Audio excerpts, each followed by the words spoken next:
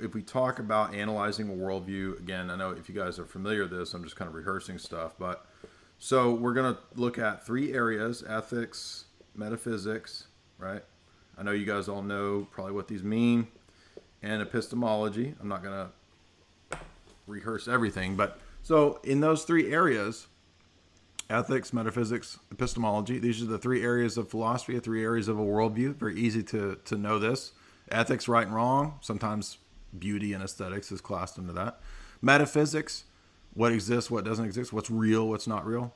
And epistemology, how do we know things? What do we know? Can we justify our beliefs, right? These three areas are a worldview. Everybody has beliefs in these fields.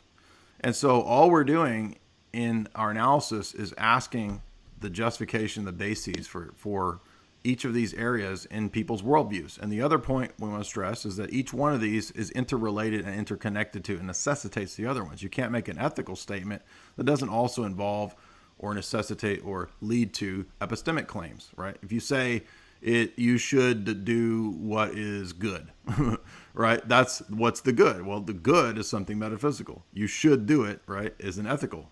And that you are saying you should do this, you're saying that you know this. That's an epistemic claim. So you see, all of these will be interrelated.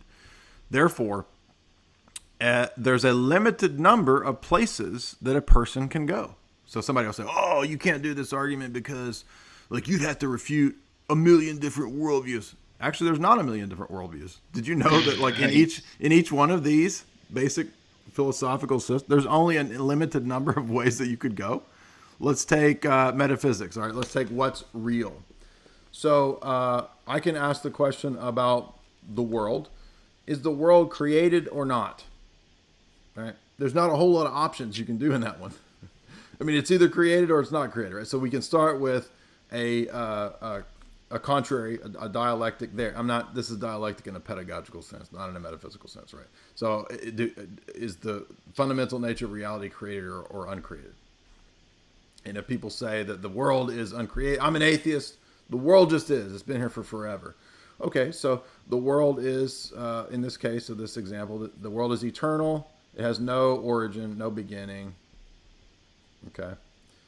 And then I asked the guy, ethically, is there right and wrong? We're going to use a typical kind of basic bitch atheist.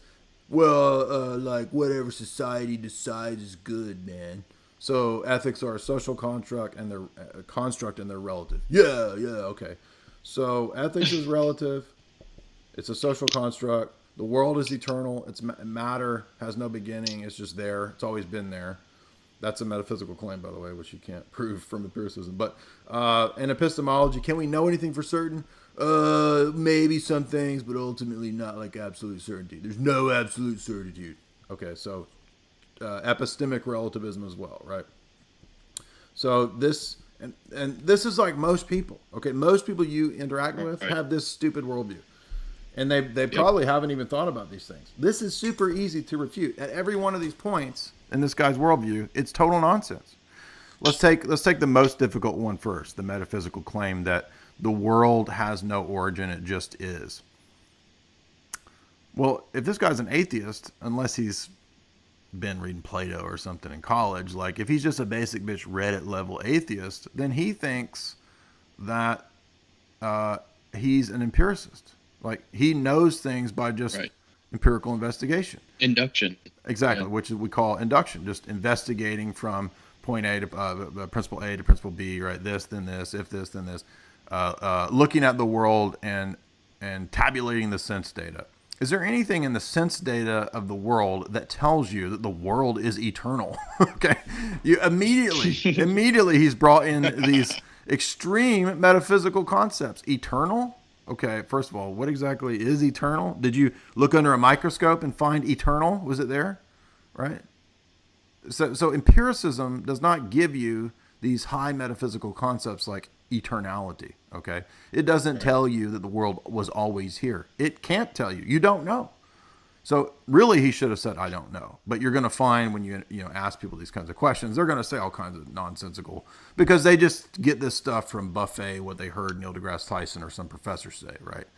They're just rehashing something that they heard some guys. They haven't actually investigated it, right? So the world has no origin. Well, how do you know the world has? The professors are the same thing you're They're talking the exact about. same way. Yeah, they're no better. Exactly. They're just more like erudite at the propaganda, right?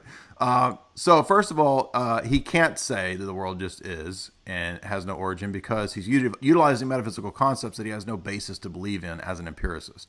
Next, when he says that everything is relative ethically, that is an absolute claim. That's a universal claim, right? All ethics are relative. When you say Yep. all, that's a universal. That it brings in a totality of some set of things. Okay, so if all ethics are relative, then you can't know that all ethics are relative because what's point three? Everything that we know is relative. And point three negates point one, doesn't it? If everything that we know is relative, then he can't say the world is eternal and has no origin because he doesn't know that. Right. So at a very fundamental level, his most basic starting points in these three categories of a worldview of philosophy are complete nonsense. It's total absurdity. So if he can't do this, if he can't make sentences, how is he going to do debate against the Christian worldview? He can't. That's the point. This is a strong, super strong argument.